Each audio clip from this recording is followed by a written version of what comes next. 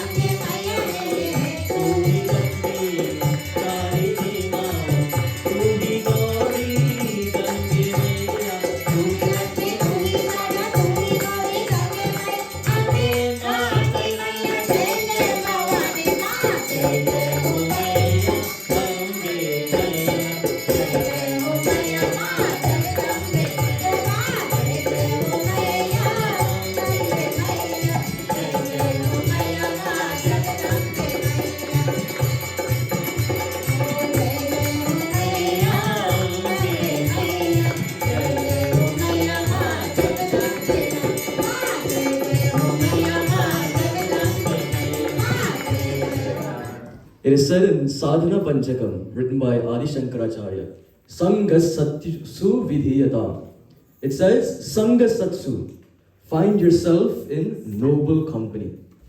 My dear brothers and sisters, this evening we are indeed privileged to have in our midst our founder of the Sri Trinamurti Bhavan, Pandit Chunilal Narayanji, officiating this first night of Ramayana Katha for us. And my dear friends, it doesn't get nobler than Pandit Chunilal.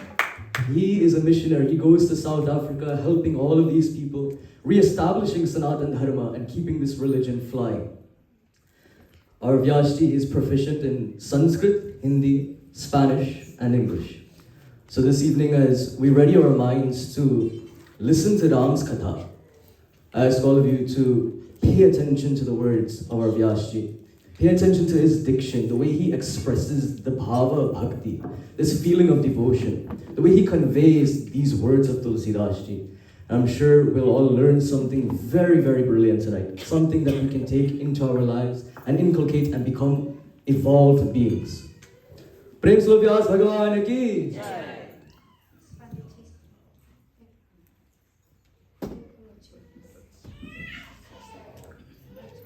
Through your own introspection, or through the advice of some friend or a guru or someone, or you read the text when you diagnose the problem. If, for example, if something is wrong with you physically in your body, and you realize what is wrong with you, what are you going to do? You're going to sit with that malady. You want to go get help, right?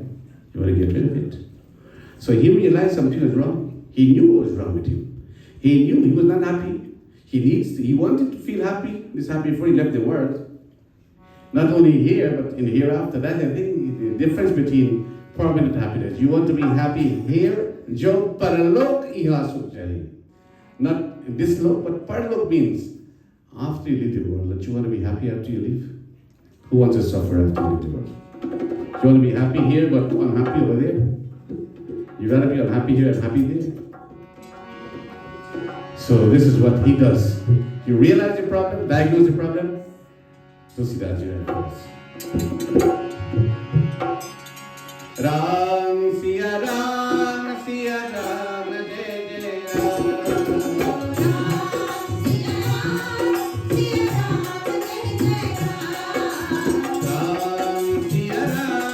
Siya Ram Jai Jai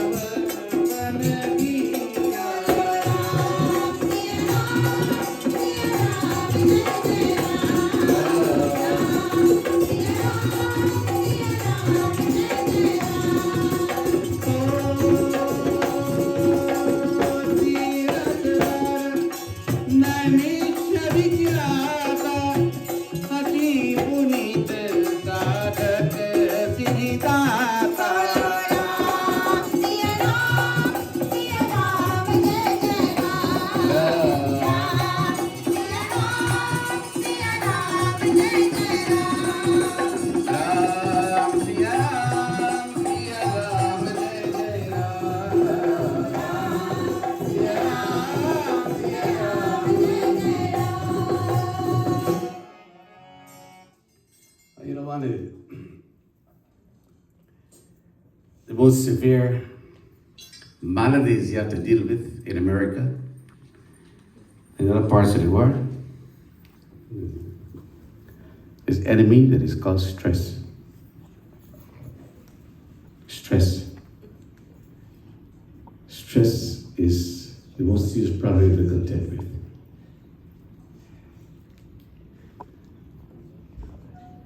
In America, people are accustomed to work all year and you take 2 weeks vacation. Where do you normally go for this 2 weeks vacation? You leave your hustle and bustle of the city, all these tall buildings and everything, and you go where there is ocean water. You go where there's a lake, so we're the lake there, like Lake George, for example. You go where there's some resorts in the ocean, away from all this noise and everything. You just want to go rent a cabin somewhere, or a cottage, like up in the mountains in Pennsylvania. Remember? I went there too. And you just want to just relax there and spend a whole week and unwind and de-stress yourself. Isn't that so?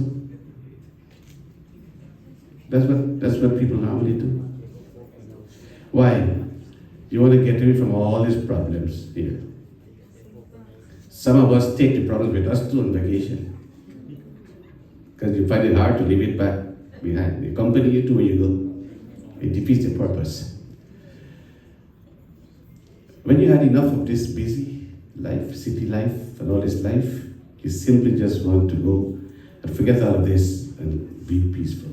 Now that is the reason why these saints and sages, they don't meditate in the city. They go to these very places. They go to the mountains and the valleys, they go to the banks of the river, and they sit there and they would meditate.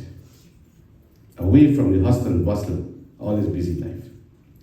Manu was a king. He was living in the city. He was in the middle of all of this. When that realization came to him that the root cause of his unhappiness was the fact that he needed to spiritualize his life, so to speak, immediately, he didn't wait for tomorrow. He did not procrastinate. Immediately, what he did, he constrained his son to succeed the throne. Eldest son, you're going to become the king now from tomorrow. We're going to go. We hand everything over to you. We're going to go practice tapasya. So at that stage, he handed everything over. He was not a man who was greedy for power. He didn't want to rule his kingdom until he died. There are many dictators in the world. You have to give him credit. You look at the Raja Dashrath also. There came a time when Dashrath joyfully gave up his throne so that Sri Ram could sit on the throne and become the new king. Dashrath did that. He readily relinquished power so that the next generation could take over. Manu does the same thing here. He was not greedy for power. He realized that the pursuit of power and enjoyment of all his power was not doing him anything good. He enjoyed material pleasures, but that was not the end goal of human existence. He knows that he needed something much more than that. He knew the feeling that he was pursuing, he couldn't get from all these things that he was enjoying in the world. So Tulsidas writes, he handed over the kingdom to his eldest son, and with his wife, Satrupa, they donned the garb of ascetics, meaning they put on the clothes of a sannyasina, like orange robe, put on this robe now. Now, in one day, pretty much, they were like from riches to rags. From kings, they were like beggars now. Give everything away. Took nothing with them to the forest, empty-handed now. They're going to go to this forest. They're going to go there, this celebrated Naimisharanya, which in that sacred forest where the Ganga flows, and they're going to perform their tapasya right there at that point. As they walked along the road, they were journeying to go through this forest. All the people who were looking at them, they didn't laugh at them. They didn't feel anyway disappointed that, okay, the king and queen, look what they became now. They were proud of them because of the stance that they took. They were proud that this decision they took to become hermits now for the rest of their life, they shone like wisdom and devotion incarnate. Now what they were teaching the world is that even though you're a king and queen, one day you're going to leave the world as beggars. When you die as queen or as king, the beggar who has died same time as you, there's no difference between the two of you. Queen Elizabeth passed away. She looked at the power she enjoyed, all the wealth was at her disposal, and empty-handed she had to go, taking nothing. If the beggar died same time with her, both of them go to the same destination, empty-handed. Who is high and who is low there? Death equalizes everyone. So here Manu is teaching the world that he didn't have to die to give it up. He gave it up before he died. Nothing belongs to us. We want to teach the world, nothing belongs to us. These are things God blesses you with for your enjoyment. You can't get attached to them because one day you have to separate yourself from them. Either they are snatched away from you or you have to part with them when you leave. One of the two. But that day comes when you separate yourself from them. So then what is permanent? What is permanent is what they did here. And Tusidas, you read for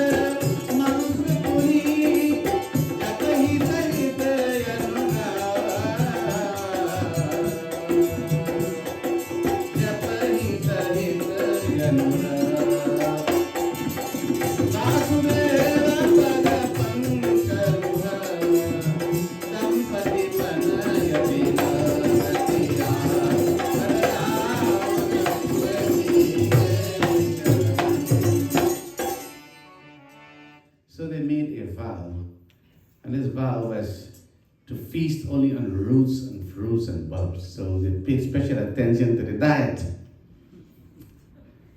Raw food, fruits and roots. Then even that they gave up for water only. And even that also to survive only on air. And they took this mantra is called a 12 syllables mantra. Om Namo Bhagavate Vasudevaya. This was the mantra. Now, we must understand there is power in the mantra. Because a mantra is a combination of sound.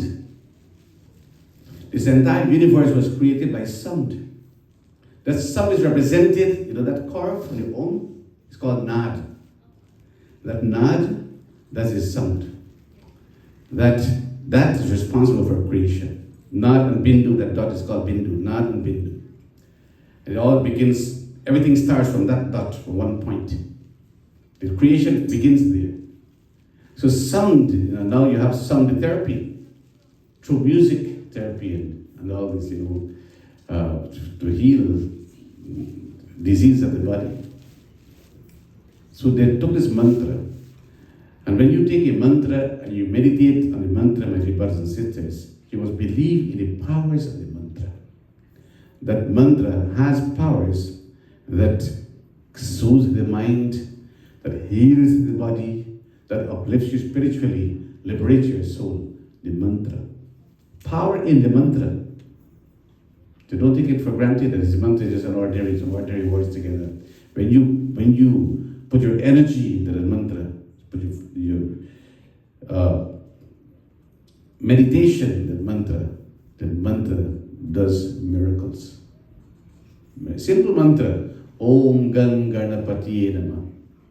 If you meditate on that mantra, reciting the mantra, Om Gan Ganapatiye Namah, miraculously you realize whatever obstacle is there will be removed from your path. Lord Ganesha makes all that happen. But you have to put effort into it. It doesn't mechanical repetition. You have to repeat it. Consciously, unconsciously, you repeat that mantra. The Guru mantra, for example, that the Guru gives to the Shishya, that mantra is also empowered by the Guru. This Dwadas mantra, Dwadas Akshar, Om Namo Bhagavate Vasudevaya, is a very equally important mantra. A salutation to Bhagavan Vishnu. So when you repeat this sound, it has effect. Science has proved it. That people who meditate They took one patient, for example, and put the patient to listen to rap music and this kind of music. And put in another patient, the same patient, and then they switched over now to meditation music, and they measured the wavelength, the brain waves, and there's tremendous difference. 54% of the time in meditation, they saw that they were able to read that peace, the tranquility that they saw during the meditation process, as opposed to the other type of sound. So these are facts. These are facts. They're for real. So this couple, they took this mantra and they focused on the lotus feet of Bhagavan Vishnu. They were immersed now. All that he didn't manage to do while he was king, he realized, look, we still have some time left. We don't know how long we have left. We still have some time. We're going to spend the rest of our time on earth here in prayer and in meditation and surrender to the Lord. Now, this may not be practical for us mundane people living here in America or in this part of the world, especially when you have bills to pay until you die. Here, you have to work until you die. Many people retire, and even when they retire, they come out of retirement or during retirement, they still find something to do. And all the things, nothing is wrong with that. My dear brothers and sisters, you have to find time for the Lord. Have to find time for Him. We keep preaching, come to the mandir, being satsang, all this. Sometimes people say, oh, well, I watch it on live stream. No need to come to the mandir. There is no comparison. You come, you get a direct darshan of these murtis. You mean the presence of God. There is no comparison. Sometimes we get we're too busy. Busy doing what? Busy doing this, that, all these things. Those things wouldn't bear, don't yield the desired fruits of life. So these, very wisely, they took this mantra and they began to meditate. The body became emaciated, means very thin, like a skeleton, lost all fat, frame, just bare skin and bone. And they meditated and meditated until Bhagavan answered prayer. Akashvani, the voice from heaven, says, "Oh Manu, I'm pleased with your devotion. Now, what can I do for you?" It's a heavenly voice, and it says, "Mangu varumaid nabhavani param gabir kripramitasani." Mangu means ask for a boon. What do you want? Now you prayed at your altar and God, the Murti began to speak to you and tell you, ask what do you want? What are you going to say? Imagine you're at the brink of bankruptcy, you're about to lose your house. You can't pay the mortgage anymore, you lost your job, you have a life-threatening disease in your body, you have things going wrong with your kids, all right? You have a long list of things that are not going right in your life, and God asks you now, but what do you want? Ask what do you want? Well, 9 out of 10 of us, if not 10 out of 10 of us would say, listen, Lord, please solve all these problems for me. Then God will say, okay, I solve problems for you. Does that mean that the problems will end there? See, so you have to be smart, wise. So when the Lord came and said, ask what boon you want, is he going to ask for anything material thing? Because he had all this already. He gave it up. He didn't say, let me have a kingdom, let me have all these things. You had enough of that. All they said was, Lord, all we want is to have a son like you. We want you. We don't want anything else, we just want you. We want you to be our son, our child. So Bhagavan, he's quick to respond. He says, even must do, so be it. You have your request. And then he thought, well, who else is there like me? There's no one else like him. Then he blessed him and he says, go and take birth as Dashrath and Kausalya in Ayodhya, and I shall come into your home as Sri Ram, Lakshman, Bharat, Shatrughan, divided in these 4 forms. And I shall come to fulfill the desire of all the devotees. That was the boon that Manu and Satrupa received. And shortly after that, Manu took birth as Dashrath. That's where Dashrath came from. And Satrupa became Kausalya. And Sri Rama, Bhagavan Vishnu, take avatar to fulfill that promise.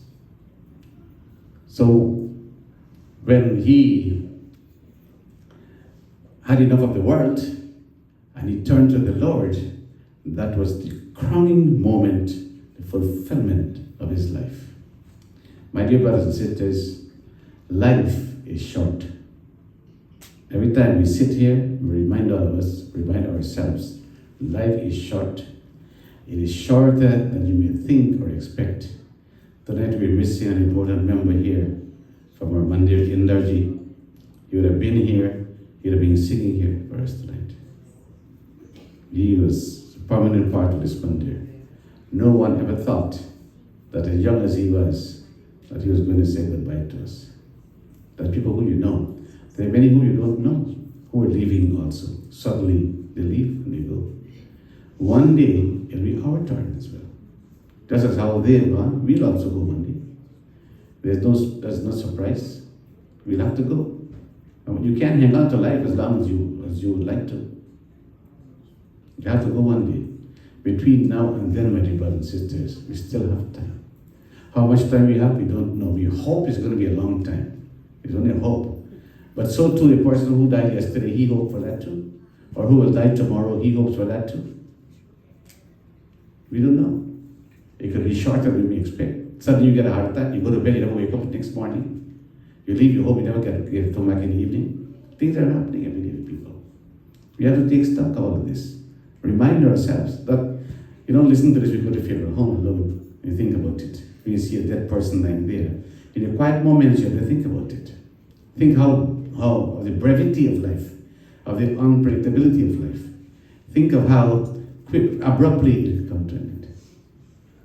Between now and then, my dear brothers and sisters, we have to do what Manu has done here. Find time to spend with the Lord. So the poet, the song. Janam tera, janam tera, janam tera,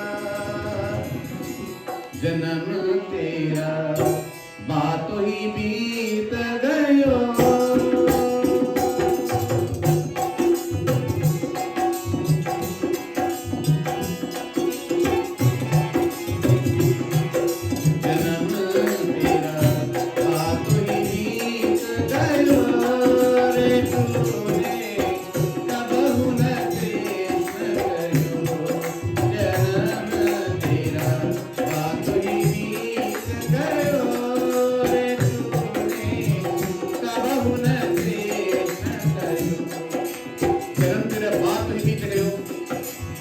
Life is fleeting as we speak. When you're going to find time to glorify the Lord. When you're going to find time to spend time with God. पाँच बरस का भोला भाला, पाँच बरस का भोला भाला, पाँच बरस का भोला भाला. The early days of childhood are lost in playfulness. Then suddenly you realize, अब तो 20 भयो, अब तो 20 भयो, अब तो 20 भयो. Suddenly you're 20 years old. मगर पचीसी मारा, मगर पचीसी मारा, देश विदेश गयो रे तूने, कबहु न देखो जन्म तेरा, आखिरी बीत गयो रे तूने, कबहु न देखो. मगर पचीसी माया काल, this Maya, delusion comes into the mind. And days to be days ago, you begin to travel from village to village, state to state, country to country, in order to satisfy this thirst of Maya. Is baras ab mat upari, is baras ab mat upari, ko lobh bare nit nayo, lobh bare nit nayo. These baras, 30 years old, greed entered their mind. So what do you try to do? Maya jodi tune lakh karori. The jodi of Maya, you have put a lakh and crore, thousands and millions, try to fill it. You realize when there is greed, there is love, this bag has two bottoms. The more you put, the more you will put, the more you put, spit inside and try to fill it. To no avail.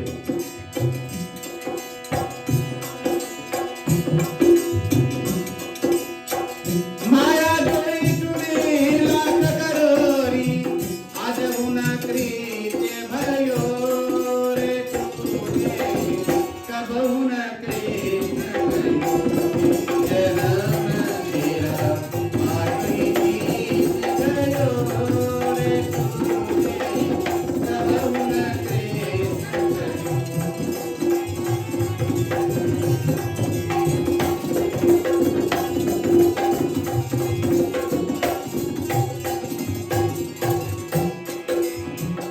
वृद्ध भाइयों तब आलस उपजी, आलस उपजी, आलस उपजी। वृद्ध भाइयों तब आलस उपजी, कपनी कंसरयो संगतिना कब हुनर की, संगतिना कब हुनर की, बिरसा जन्म गयो रे तूने, कब हुनर कृष्ण कयो, जन्म तेरा आत्मी बीत गयो रे तूने, कब हुनर कृष्ण कयो। This Vayu तब आलस उपजी. Now, old age suddenly approaches, and in the old age, your friends leave you. Many of your companions are gone. And if you're not so lucky, your dearest friend may also abandon you. And this dearest friend is your good health. And if you lose that friend, then that friend is replaced by other friends. And those friends come to stay. Arthritis, heart disease, high blood pressure, diabetes, all these things. And they come and they befriend you. And they're very faithful friends. They will accompany you to the very end.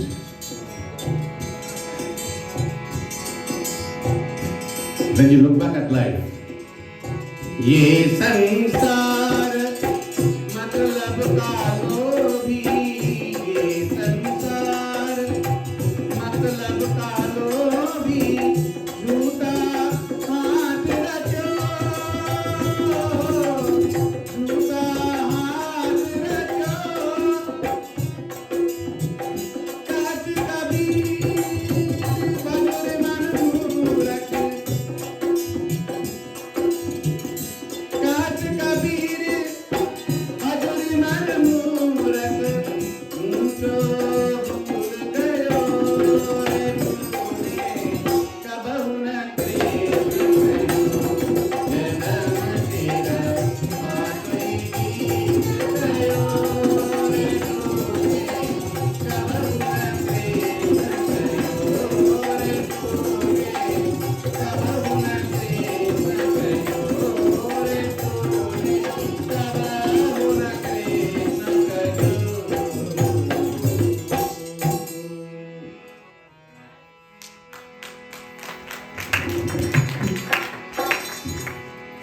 My dear brothers and sisters, the time is now. We can't wait for tomorrow because, as the saying goes, tomorrow never comes. What you have to do tomorrow, do it today. What you have to do today, do it now. Time is now. It's all the time we have is now. Take a lesson from our scriptures tonight. And the scriptures, the Lord assures us, if you pursue this path, that'll make you a permanently happy person. You say, is it possible? Of course it is possible. Why is it possible? Because a lot of things, it'll be a mind-changing experience for you. A lot of things which you took for granted, you're going to take seriously. A sense of contentment will dawn on the mind because you begin to look at the whole world differently. You begin to look at your possessions differently. You begin to look at your relationships differently. You begin to look at the Lord differently. And once you can establish that union, that connection with your brothers and sisters, then there is no need to fear anymore. Then life will be lived to the fullest. And when the time comes for us to say goodbye, you do so with Kabira jab hum paida hue, jag hasse aur amar hue, aise karne kar chalo, hum hasse aur jag roye. While the world cries, you live with the brightest smile, the smile of accomplishment, a smile of satisfaction, a smile of fulfillment. And that is the purpose of us coming into the world. So tonight as we conclude, because it's almost 10 o'clock already, time really flies, as you know. 5 days to 10, as we conclude tonight, I hope all of us take this message seriously. Take it seriously. Apply it to your life. When you go home tonight, before you fall asleep, just revolve in your mind what you listen to tonight. Take a look at your life, examine your life. Where am I? What have I done? Where am I heading? Look at your journey. Look at areas that need improvement, and especially in the spiritual area, my dear brothers and sisters. Just think of the day having 24 hours and ask yourself the question, out of these 24 hours that God blesses me with, how many minutes do you actually spend with Him? And if the answer is very little or none, please, from tomorrow morning, let us make that improvement in our lives, my dear brothers and sisters. Certainly it'll make a tremendous difference to all of us. Now, in conclusion, so it'll be a real sweet 16 for me. Because we're making us. And he has a lot of potential. He needs your thoughts. This is the path that he chose. Not a parent chose for him. He chose this since he was little. You know, we go back a long way. In fact, I was reminded that I did his parents' engagement before they got married, some 20 years ago.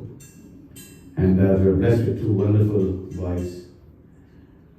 They asked me a few years ago to do the Janil ceremony of the boys. He initiated them, I became their guru. And ever since he was little, Father was telling me yesterday that he was a fan of mine. He used to listen, took all my CDs, and he wanted to be like me. Well, he'd be better than me. And that's what I want. I want to be better than me.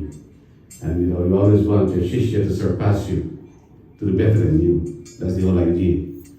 So I am very proud of him and all his pandits. So he has taken this very seriously. He's following all the disciplines with his diet and everything else. And he is a true brahmachari at age 16. And he has studied the scriptures. In addition to his school, he excels in his academic. He's in high school. And a couple of years he started college. His brother is also in high school. He's doing architecture. He's going as architect. Give him a nice round of applause. He's also a subject as well. So these two young men here, we're very proud of. They've done us very proud. and you're going to continue to make us proud. These are the leaders in tomorrow's world for Sanatan Dharma. These ones, and they have all the weapons, all the ammunition, and we have to continue to empower them, and give them the push, give them the boost that they need, equip them so they can do justice towards the propagation of Sanatan Dharma in tomorrow's world. We produce a crop of wonderful young pandits in this mandir. Over all these 25 years we've been in this program. They are ambassadors of Sanatan Dharma, taking the word of Sanatan Dharma far and wide, and on the international stage as well. So I see a very, very bright future for the young Pandit Navin, and we are all here to support him, to encourage him, and he's going to sit on this seat for the first time.